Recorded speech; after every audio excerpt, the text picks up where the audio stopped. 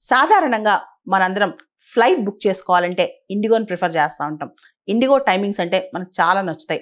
అయితే గత వారం రోజులుగా అసలు ఇండిగోలో ఫ్లైట్స్ క్యాన్సిల్ అవ్వటం, డిలే అవ్వటం, పెద్ద పెద్ద ఎయిర్పోర్ట్స్, ఇండియాలో ఉన్న పెద్ద పెద్ద ఎయిర్పోర్ట్స్ అన్నింటిలో కూడా గొడవలు అవ్వటం, ప్యాసింజర్స్ కష్టాలు పడటం అన్నీ జరుగుతున్నాయి. ముఖ్యంగా కొంతమంది కపుల్స్ అయితే వాళ్ళ పెళ్ళిళ్ళు ఆపేసుకున్నారు, సొంత రిసెప్షన్స్ క్యాన్సిల్ చేసుకున్నారు. ఇంకొంతమంది ఆపుకోలేక వర్చువల్గా రిసెప్షన్ కండక్ట్ చేసుకున్నారు.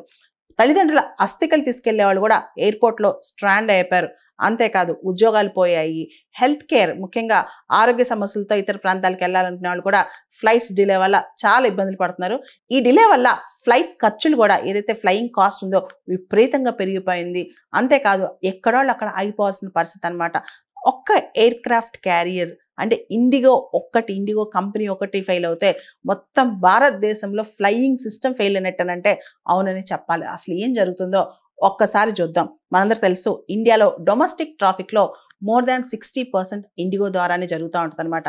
అయితే ఇండిగో చాలా పొదుపుగా, ఎకనమికల్గా ఆలోచిస్తుంది అనమాట.